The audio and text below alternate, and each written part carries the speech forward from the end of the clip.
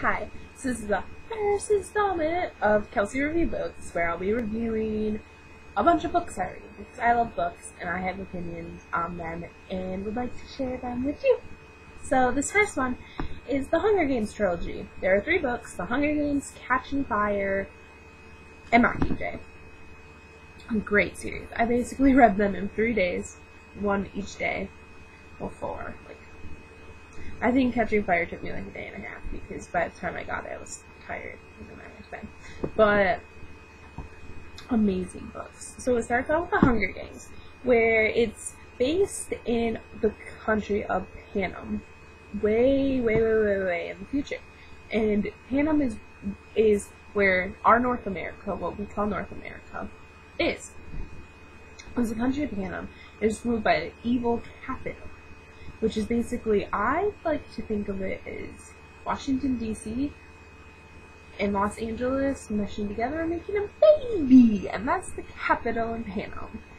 Basically, they're evil, and they use the 12 outlying districts. There used to be 13, but they destroyed 13 because they were rebels. Yep, they destroy rebels. And so they basically use the 12 outlying districts of them for food,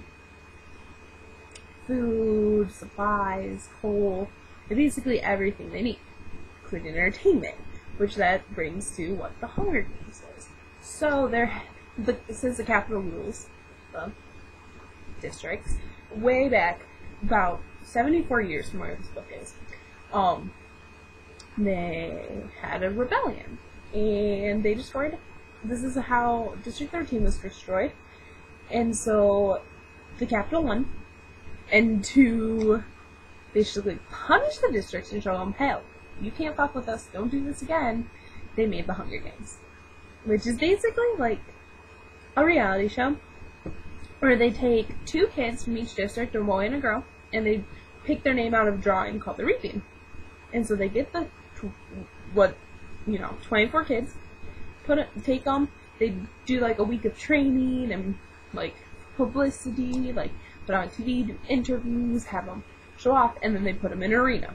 Which it sounds like, oh, you're going to compete and do nice fun stuff after how you start. No, they train them, and then when they're in the arena, they kill each other. Then they have to survive the arena and basically kill each other until there's one surviving person, and they become the victor of the Hunger Games. And they get money and fame and glory, and their district gets food for a year. Like, each person in the district gets a crate of food for a year, for 12 months, 1 a month.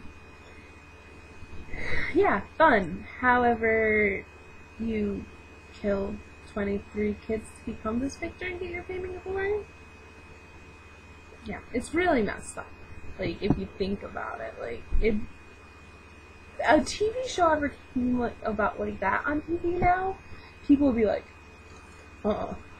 that's illegal, first of all. Second of all, that is messed up. Why am I watching this? And then turn the TV off. But the people in the Capitol eat it up. They love it. They love their victors. They think it's awesome. They celebrate it. They're like, ah, this is so good.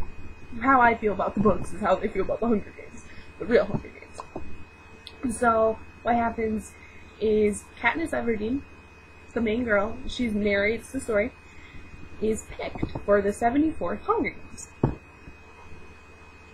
Yeah. Well, actually what happened was her younger sister, Prim, was picked, and her sister was only 12 years old, which was the first year you can be drawn. It goes from 12 to 18. And on her first year, with only 1 slip of paper in the bucket, Prim gets picked. So the house is like, no. I'll tell you something. I'm gonna go in the games. Prim is gonna stay here, and she's gonna here with her goat and do what she does. I don't know. So Katniss went in. This boy named Peeta apparently has had a crush on Katniss Everdeen ever since he can remember. Which he's never really spoken to her. But he loves her. I love you. Yes, I do. So Peeta Marlick, I think. I don't know. I don't remember. I forgot. Goes in the games with her, and he's basically all he's doing is trying to protect her. And then she also has a friend at home named Gail, who's her best friend, who's a guy, who also loves her. She's basically, like, loved by everyone, but she loves no one but her sister and her mom. And obviously, like, she loves Gail and Peeta, but she's so messed up in the head. Because before she goes to the Hunger Games, her father had died when she was, like, 10. And she basically, her mom, like, went to a deep depression. And they didn't have the available medicine. Like, they couldn't just go to a doctor and be like, hey, give me a Xanny, or, I don't know if it's Xanax for depression. Whatever. Give me a pill. Magic pill. They didn't do that because maybe she lived in the capital, but in the districts, it's basically would be like living in, like, how I think is, like, way back when. So it's like futuristic in the capital, but in the actual districts, it's like even further than our time because they have to, like, survive. So that's what she did. Because she grew up after her father died. Her mom, like, didn't have a job. Her father worked in the mines, and he also, like, hunted, which is illegal. But still did it because he needed food.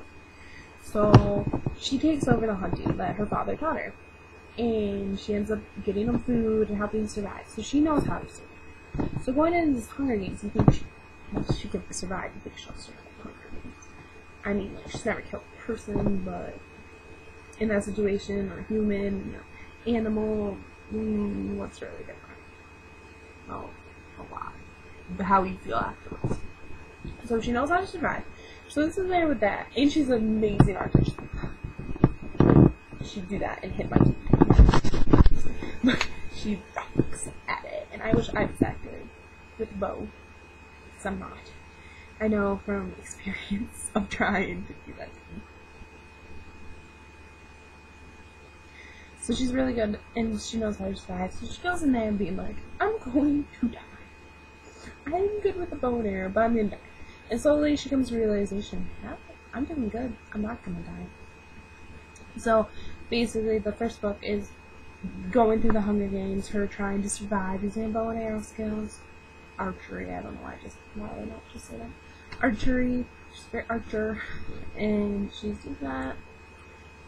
Trying to survive, trying to keep her feeling, like, she doesn't even know it's her feelings for Peeta, but trying to figure out what they are. She knows there's something there. She's just confused because she's messed up in the head already from trying to survive. Is all she knows. And now she's going to the Hunger Games, trying to survive more by killing people. Like, that would mess anyone up. And then the second one, Mockingjay, is there's a hint of rebellion because of how her Hunger Games finished. Obviously she lived because there's 2 other books, like how she would do it if she's the narrator. So not spoiling much for you. So how she won, like how her Hunger Games went down, basically showed a hint of rebellion, a chunk of rebellion towards the Capitals. So she's basically everyone's, like, it girl. They all love her. They can't get enough of Katniss Everdeen because she's, like, the rebel leader, and she doesn't even know it. Like, she didn't even mean to do it, but it happened. So President Snow, which is the president of Panem, hates her, and he's creepy. He sounds really creepy. Like, he smells like roses and blood. Does he drink blood? Is he a vampire? Like, I don't know why this is not. You find out in the 3rd one, but it's still like, I was confused. I thought he was a vampire. No, this is nowhere near it. But which some people think it is. You're Team Gale, Team Peeta. No, you're a team. Read the damn books. Figure out how it goes. This is not Twilight. If you want to have a team, go to Twilight. Thank you. So much better. So, yeah, so in that one, yeah, there's a hint of rebellion, and so it's pissed, so he's like, show that you're not trying to lead a rebellion, that it just happened like this. If you could prove that to me, not just the nation, but me, then you're good, and I won't kill people. Because she threatened to kill, like, her family and her, and basically psychopaths. But she's. So that runs its course. It may or may not work. It may be retaliation, it may not. And finally, the 3rd one, Catching Fire, is basically the rebellion in full swing, with Katniss leading it, not even knowing how she got into it. She's in the middle of it, working to destroy the evil capital. How did she get there? She doesn't know, but she did. So she's basically what they call, oh, did I say catching? It's a Mockingjay. This is what they call the Mockingjay. That's where the name comes from. It's very important, but you're just gonna have to read it and find out. Very good books. I would suggest reading all 3 of them consecutively in 3 days like I did, or at least a week or 2. Give yourself 3 weeks. Read the book. If you don't have a life like me, then do it in 3 days. Really good. Read. Read. Very well done. You'll love the characters. Katniss, badass. Best girl, like, character I've read about in a while, like, in a story like this. Amazing. You'll fall in love with the characters. You'll cry whenever someone dies, especially. There's some deaths that make me cry, and I don't cry that often. In books, I do. But it was sad. And it was awesome. Read The Hunger Games. I suggest it. I think that's about all I have to say about them. Oh, there's a new movie. Coming out when it comes out. I'm not actually sure when.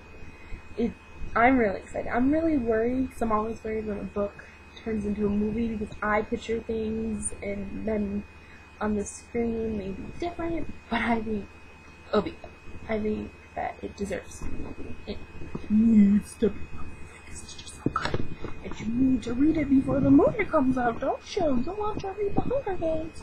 So, enjoy reading The Hunger Games, and I will see you next time I review a book.